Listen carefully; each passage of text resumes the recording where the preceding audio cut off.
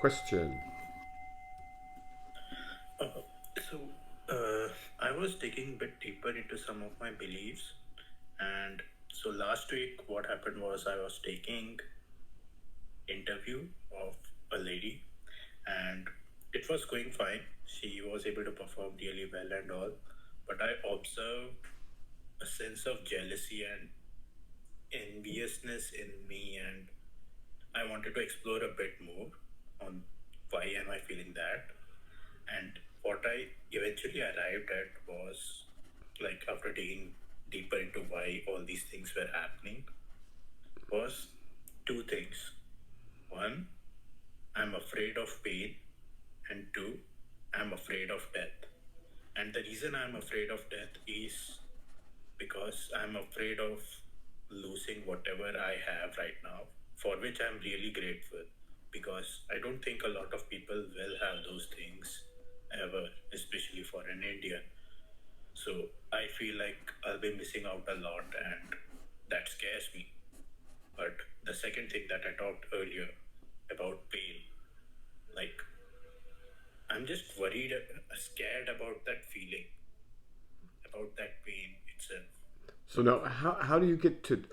Help me understand. How do you get to jealousy and envy from fear of death and pain, Yeah, or so pain and fear for of death? jealousy, and so it started off with, why do I feel jealous?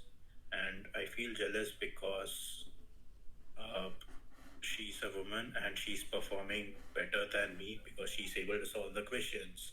So eventually, I arrived at the conclusion that no one will like me, no woman will like me because I'm not as good as her. Another one of my belief. Do you make a distinction And between jealousy and envy? What's the difference between I jealousy know and there envy? is, I forgot the minute difference. I know there is a distinction between these. Well, let's look them up. Let's see what the difference is, real quick. If you can get the etymology, that's best. Envy, yeah, so I think it's envy is the painful feeling of wanting what someone else has, Okay, now like attributes or possessions. I think it's more than that in my world, but go ahead. Let's. What about jealousy? And if you're jealous, you feel threatened, protective, or fearful of losing one's position or situation to someone else. That's very interesting. What dictionary is that?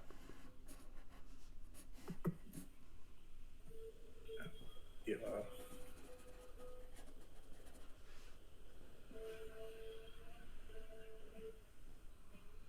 like both can have some component to it. I would say in a Venn diagram, those are No, like but what dictionary was going to make those that distinction? I'm curious. That's just different. That's very peculiar. yeah.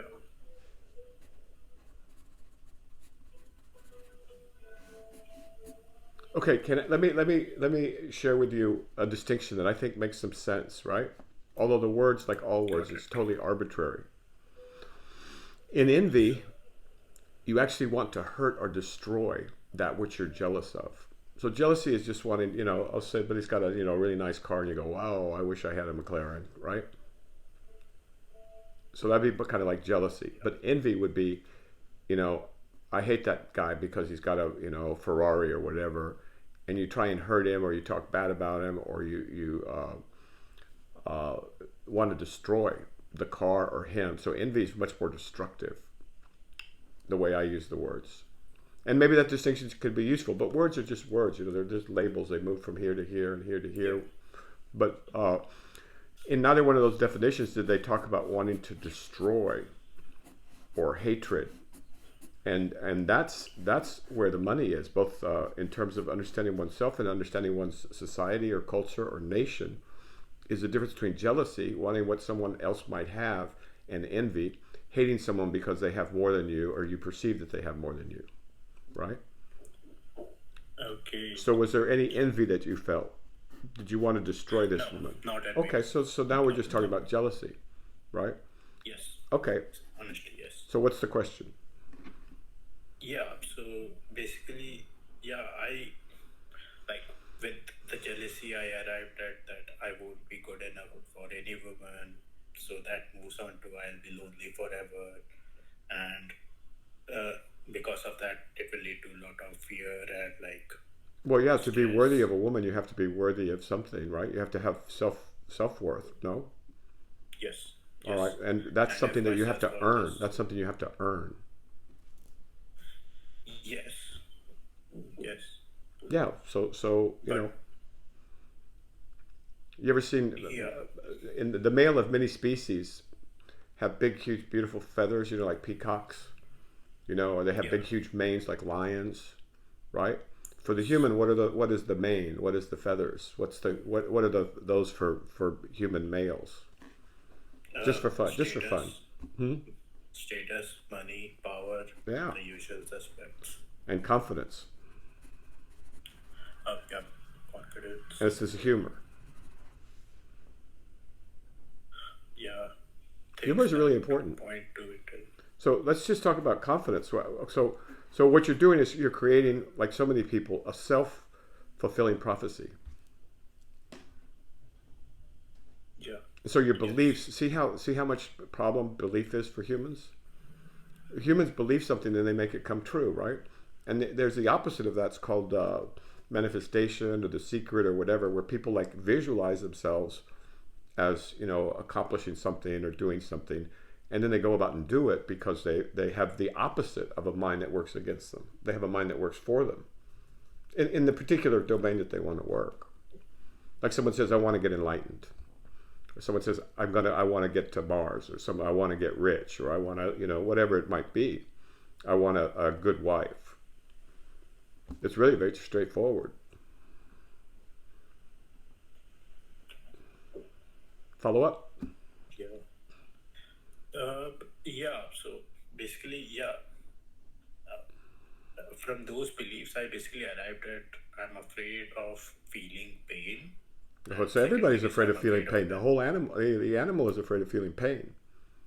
What kind of pain are you referring to, though?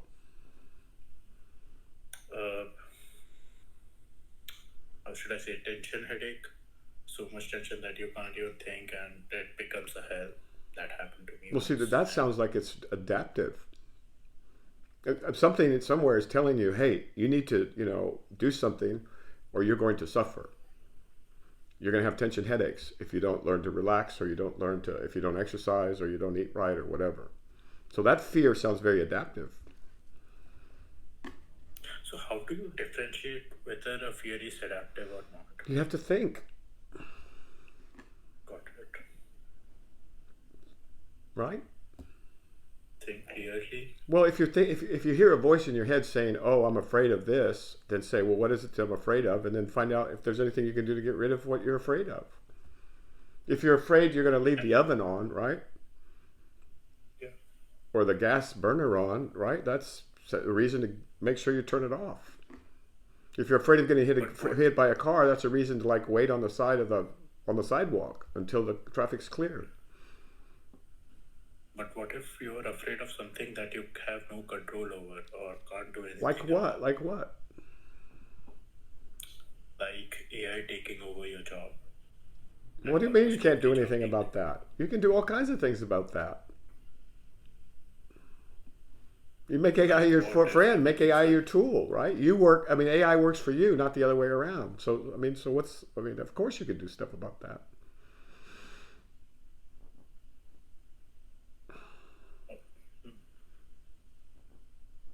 okay? Or is this just that I can't see these possibilities because I'm so inside my ego that I can't see these things at all? Who's inside your ego? The real self? Your real self's not afraid of anything. Can't be hurt, can't be scratched, can't even, nothing bothers it. So you made this imaginary self that's fearful. You could also make an imaginary self that's brave, right? Courageous. And that's the difference But between people is who it are successful and happy in the superficial sense and people who are not.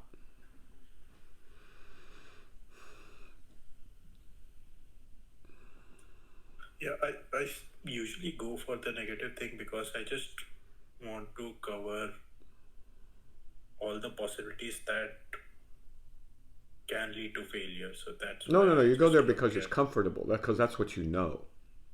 It's just like everybody. Everybody likes what they know. They go to the museum.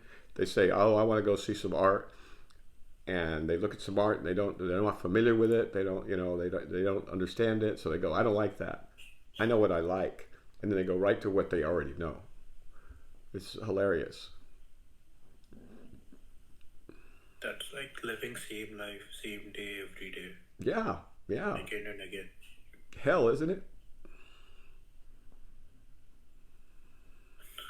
It may not be a hell if there are like a lot of things that you like. Then you can like round Yeah, robin then through it's all these heaven. things Then and it's heaven. Then this earth is heaven, right? If you're open to discovery, if you're open to learning, if you're open to, seeing what's in front of you, then it's heaven. So it's a choice between heaven and hell. yeah. So this comes to that second question, I would All right, say. let's make a question. Uh, Question. yeah. Yeah, so I was listening to your video about truth being not popular, and I do agree with that. Truth is not Like, how popular, can right? some. Yeah, Yes. right. Telling the truth can be Like, dangerous how business. can it. Sorry? Telling the truth can be dangerous business. That movie's called Ishtar. Ishtar. Voted the worst movie ever made. But it's hilarious, I think. It's Dustin Hoffman and Warren Beatty. Ishtar. Maybe I can get somebody to watch it and then it'll have two people that watch it. But go ahead. Go ahead. So Yeah. So, like, I was going to say, like, how something that destroys ego can never be popular, especially with egoic people, which, like, well, I didn't even almost mean truth. I didn't 95% even of. mean truth at that. I mean at all levels, right? Not just in the abstract or the ultimate or truth with a capital T. But Yeah. people don't want. They say they want truth, but what they really want is their opinion to be verified. They want a platitude. They want goody words. Love, peace. Things like that. Goody words. I've noticed how much our society runs on. At least the American one runs on goody words, and how people respond immediately to those. Uh, Does that make sense? yeah. Yep, yep, So, yep. so yeah, So, truth. I mean, for most people, truth is just a matter of getting their opinion verified, right? And anybody who tells yeah. them what they want to believe is going to be very much appreciated. Or unless life throws such a thing to at them that whatever they were thinking is destroyed, and like they Well, yeah, realize that. but they don't stick around for that. Yeah, Yeah, this is the history of so mankind, right? yeah, yeah. I mean, isn't that what So I was politicians just do going to for? That's ask. what politicians do for a living too, right? Not just politicians, but marketers, and I mean That's that it. kind of makes the world go round, right? Yeah, yeah, it, Follow up yeah, yeah. So like my question was, why question. would. Okay, so let's start a question. Question. Yeah, so why would egoic people would ever think about finding or searching for this truth at all? That's a good question. Why would anyone, search for truth with a capital T? Is that what you're asking, more or less? Yeah, yeah, yeah, Some people are just born that way. It's unusual, but some people are just born and they want to know the truth, right? Most people suffer, like Ramana Maharshi. His didn't somebody die? Certainly with Krishnamurti, somebody died. With Eckhart Tolle, it was like a severe depression. With other people, it's like a blow to the ego, right? Or some suffering or some major trauma causes them to like seek truth because they realize that they're not going to find satisfaction in this world the way it is. They're not going to find satisfaction in belief or opinion or somebody else's idea of what truth is. That they're not going to find satisfaction anywhere except for the truth. And that turns out to be the case. And so you'll find that old people frequently, as they get older, they start to turn towards truth, which is too bad because they could have started much earlier and had a much better life. Does that make sense to you?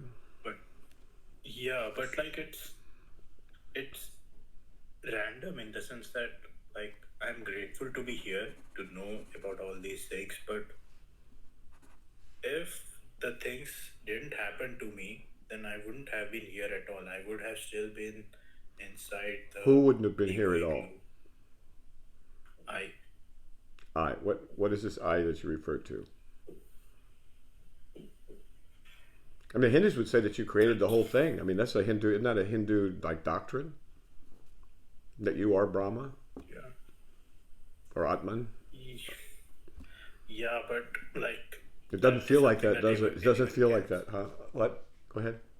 Yeah, yeah. I was just going to say like I know that as an idea, but Well, I are haven't you sure felt it's that true, as a or is it fact. true?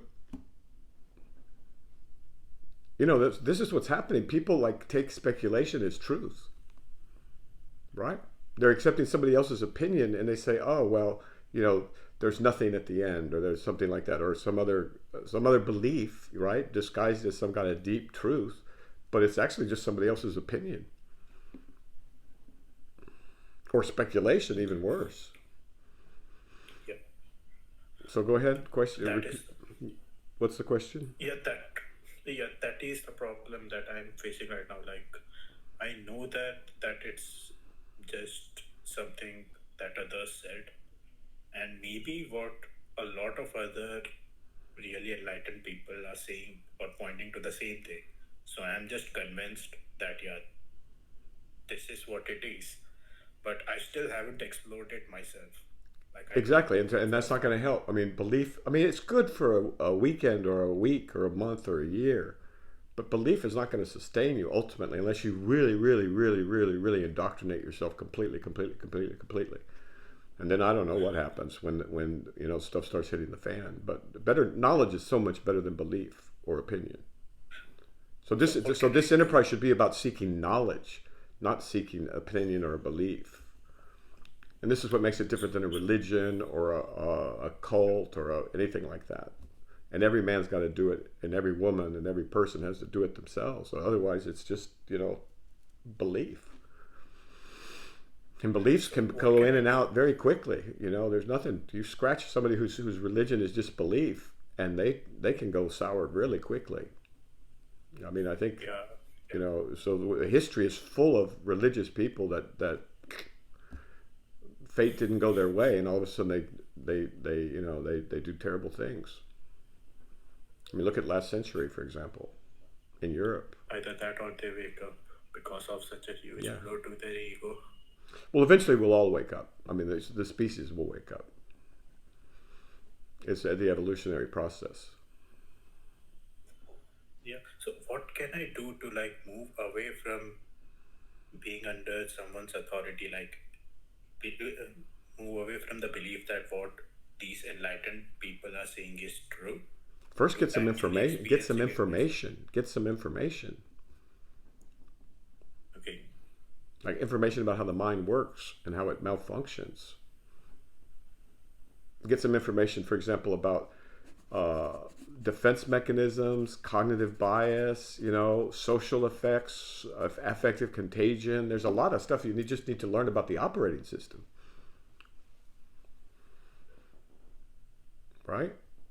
Okay. Okay. So And then use reason. whenever Then I use reason. Go ahead. Go ahead. I'm sorry. yep. No, I was just thinking like after learning these things, then I can identify with so I can like contemplate on whatever unease I'm feeling and dig deeper into things. Like That who's feeling? uh, I am, for example, feeling Okay. really bad about something or All right. anything. Like I can use that as an entry point to like Yeah, definitely. Cognitive probe bias, on my defense beliefs. mechanisms, and social contagion. Do you know what defense mechanisms are when it comes to this? When it comes to the Kind of. mind? Yeah, it's basically the ways that the ego protects itself and puts a wall around itself so nothing gets through the wall, right? projection, avoidance. avoidance. There's some good ones, though. There's some healthy defense mechanisms. Like avoidance is a good example of a defense mechanism, but humor is a great defense mechanism, and it works. Altruism is another one, and it works. And these don't cost anything; they're actually good.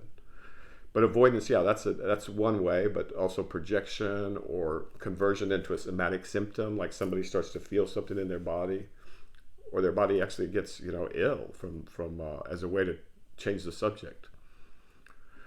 I've seen that all the time. You see that all the time. People convert their psychological pain into physical pain. But then there's social contagion, there's affective contagion, there's all kinds of stuff. Then there's out manipulation of you by the corporations and the machine and the AIs and all that other stuff.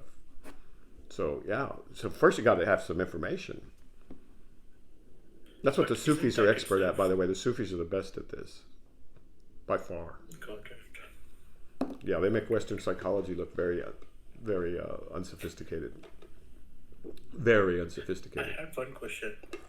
Like, isn't that still like appeasing to authority, or like just listening to authority? In this case, authority being Sufi books. Like, who's the authority in a Sufi book? The Mullah Nasruddin. Woohoo! Yeah. So yeah, you gotta, yeah, the Mullah. You listen to the Mullah, right?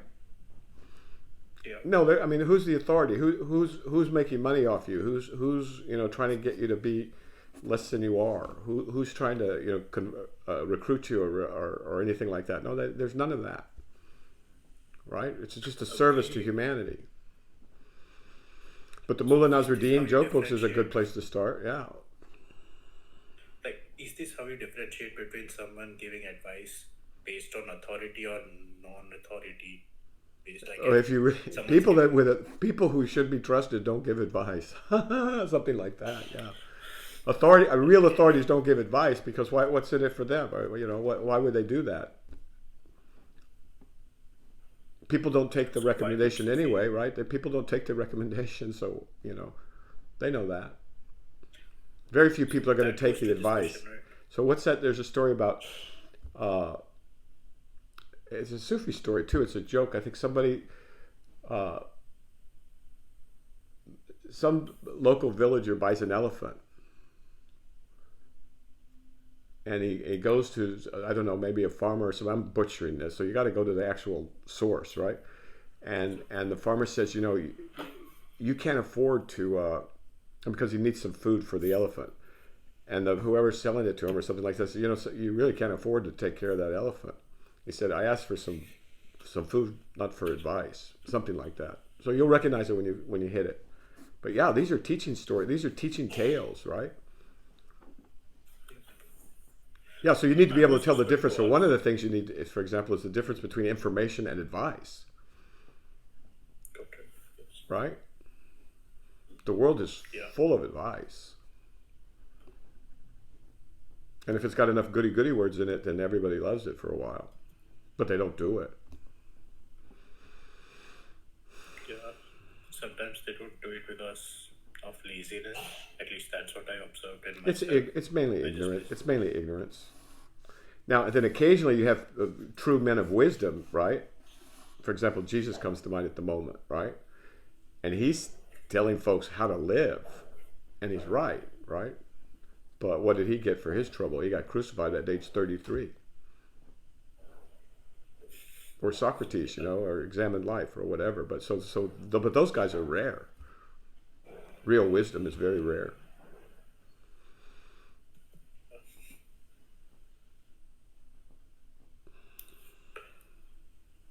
So in addition to trying to avoid suffering, some people want to live a good life and a good life, what does that even mean to live a good life?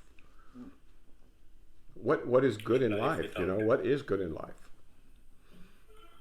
What is a well-lived life? So these are questions that should preoccupy every young man and woman and person. I'm from the old days, so I say man and I mean woman and everybody. Yeah. So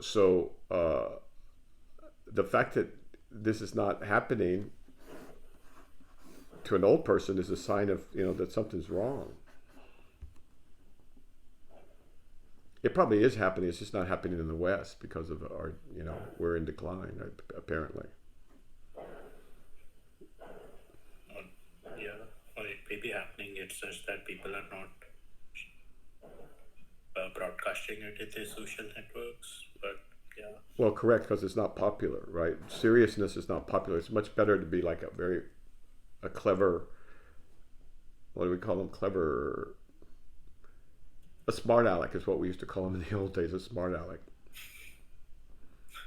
And I know because I was one, right? I mean, because that's what kids like, right? That's how you get, attention in class, or and so it's the same thing in social media right now. But I think it may be sobering up a little bit.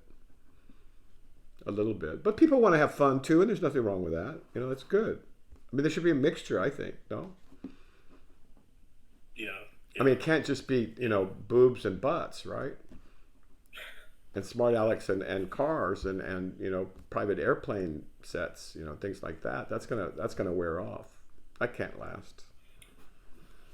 Yeah, like sometimes I feel like I'm just partial to having good feelings, and I just hate feeling bad. That's not true. That's not true at all. That's not true. If that were true, you'd get rid of the bad feelings. You're used to them. Don't lie to yourself. That's like someone saying,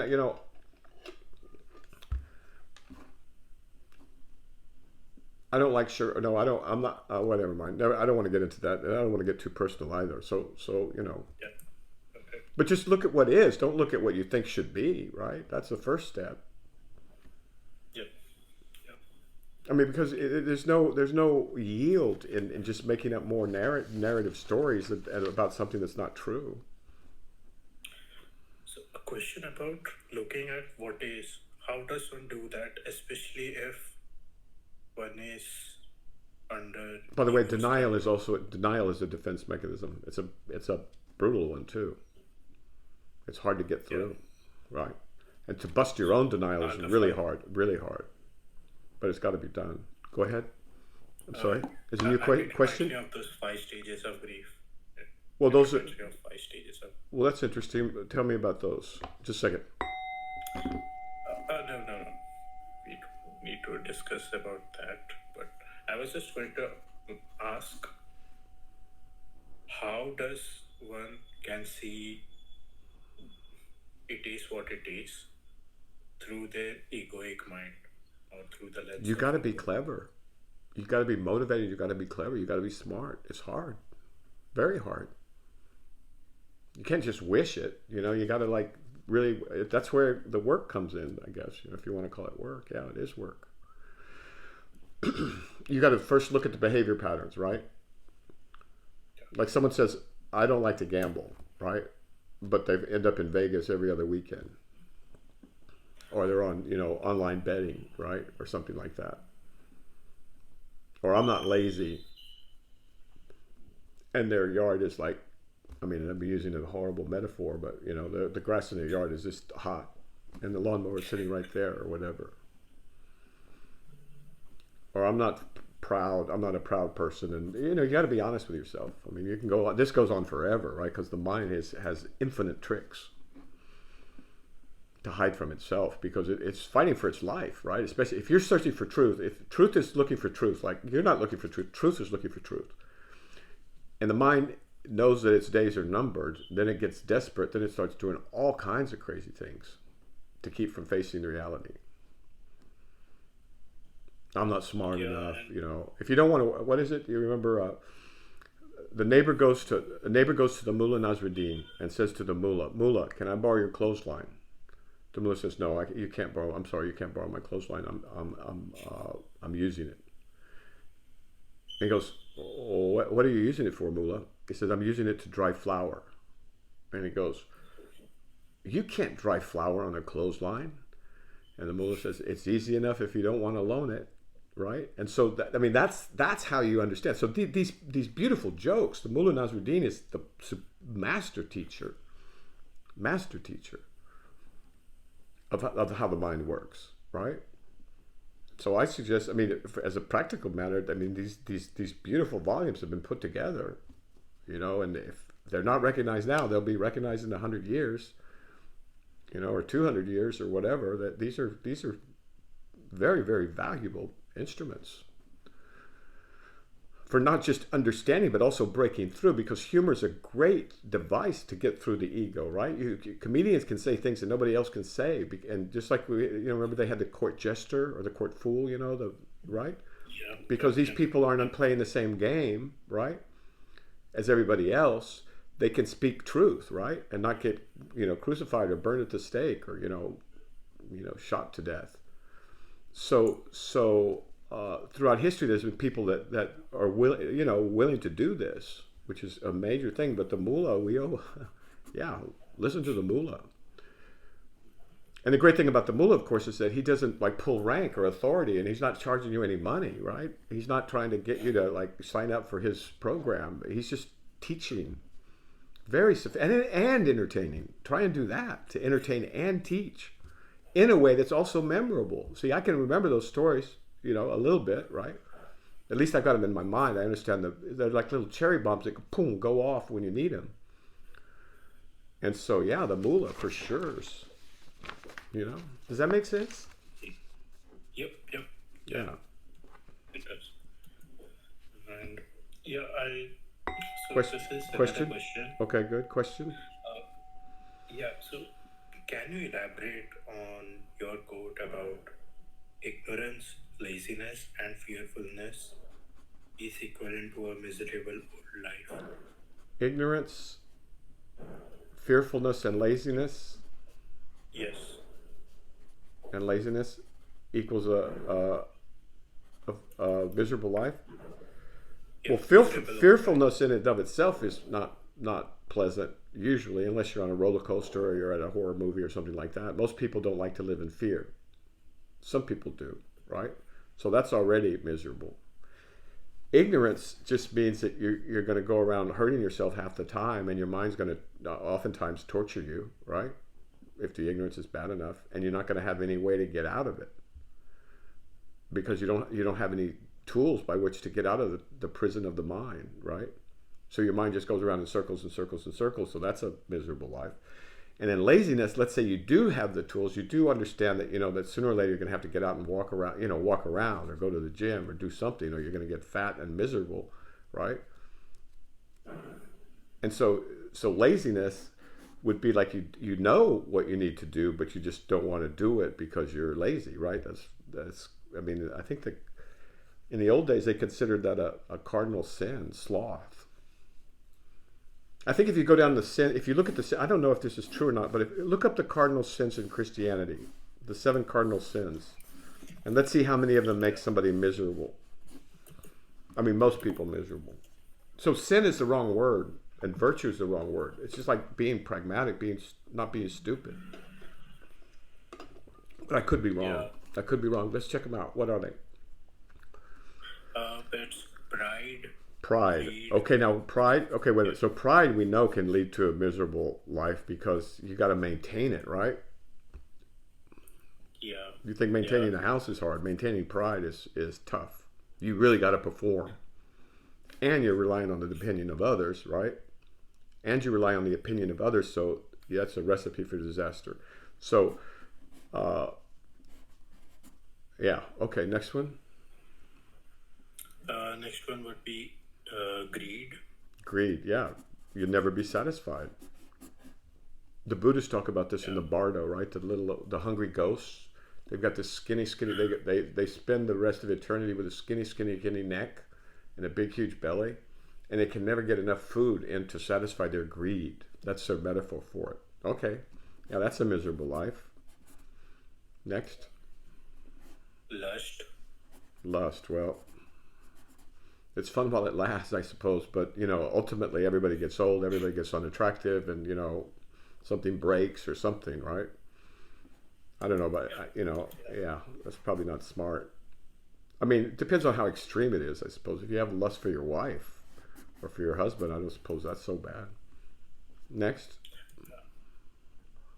Envy. Oh, good. Envy. That's kind of full circle. So yeah, envy. what Shakespeare said, that the green-eyed monster of envy that devours the hand that feedeth, or something like that. I hope I got that right.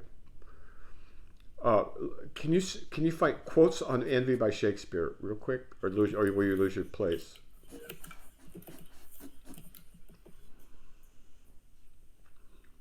Or the green-eyed monster? Greed with envy is believed to come directly from beware, my lord, of jealousy. It is the green-eyed monster which doth mock the meat it feeds on. Okay. Beware, my Yeah, the lord, of chocolate. jealousy, the green-eyed monster that doth mock the meat it feeds on. Yep. So that's really interesting, right? So this is a universal, right? And so it's addressed. I mean, Shakespeare talks about it in this very. You can remember green-eyed monster, that it mocks the meat that it feeds on. That's interesting. Do you see the destructive element in envy? Yep. It's mocking the hand that it's, or the food that it's eating. The meat that it feeds on. Okay, so envy, right, and jealousy are right in there, right? Yep. Yep. Jealousy, though, can be motivating. It's fairly, but I mean, it's like, I want to I want to be able to afford a Tesla or whatever. Yeah.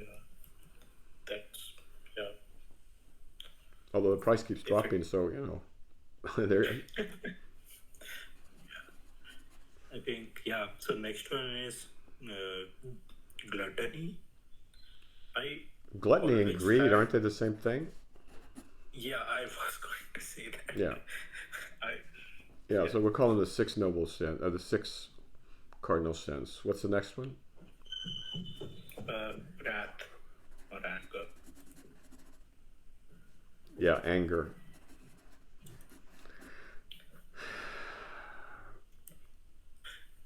And I think final one is sloth.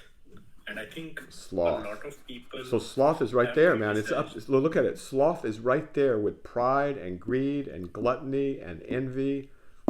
Sloth is right there, man. And I think even uh, Scott Peck says that out of all this, laziness the one is one of the most dangerous one, and it's like it's there every time, and yet people don't see it for what it is. Scott So Peck, the psychiatrist from the 20th century. He's good. He's good. yeah, Especially yeah, People of the Lie and The Road Less yeah, Traveled. He was very influential. Yeah, yeah, I mean, the guy's a shrink. The guy knows that of what he's speaking, right? He lived a yeah, hard life, right? Like a lot of shrinks do. And he's saying sloth is like the monster. yeah. In the book, The Road Less Traveled, it's more or less just about laziness being one of the Okay, most dangerous things. so then going back to your question, ignorance, fearfulness, and laziness. So you can fix the ignorance, you can fix the fearfulness, but if there's laziness, it doesn't do any good, right? Yeah, Now we can look at the opposite of those, right? But that's going to be totally out of fashion. The idea that you need to learn to get rid of ignorance. You need to figure out what you're afraid of and develop some courage to get rid of fearfulness, and then you actually need to do some work to get rid of sloth or laziness. I mean, this is like, you know the Christians call it sin, right? But it's basically the opposite of virtue, when virtue is defined as that which leads to an adaptive and happy and successful life. It has nothing to do with sin per se. And just like virtue has nothing to do with morality, it's a matter of being sane, right? And being happy, right? So yeah. So I was trying to separate myself. envy's right in there, right?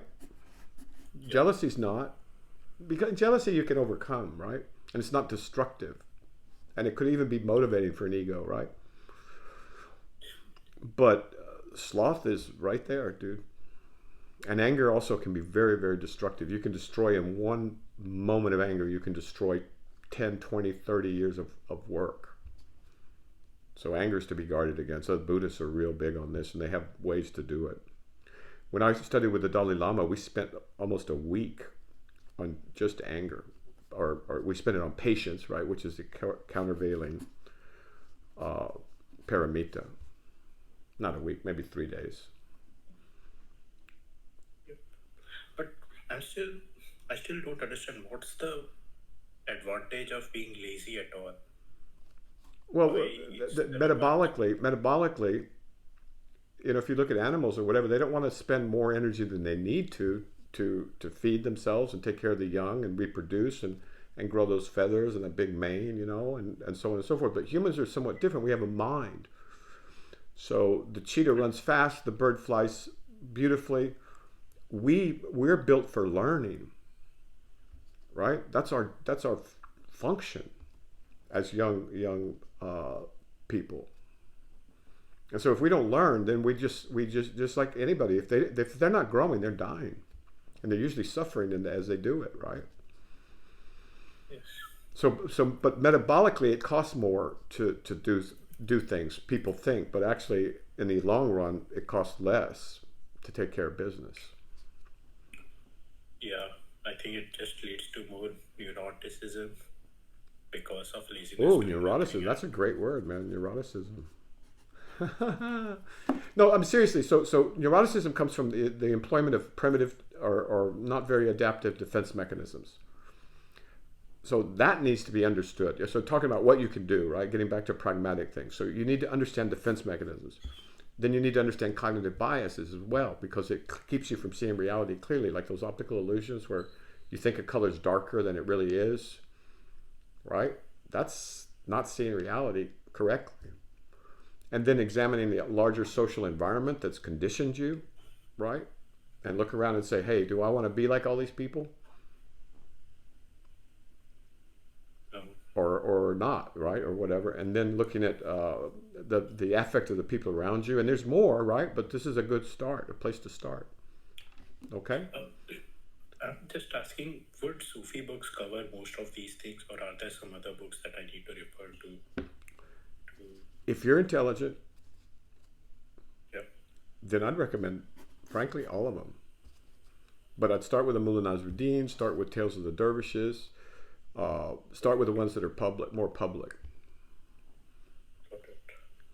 Yes. But that's an invaluable resource. But it's hard for people to get into that because they don't understand what's happening, right? They don't understand that the Mullah Nasruddin jokes are really teaching stories.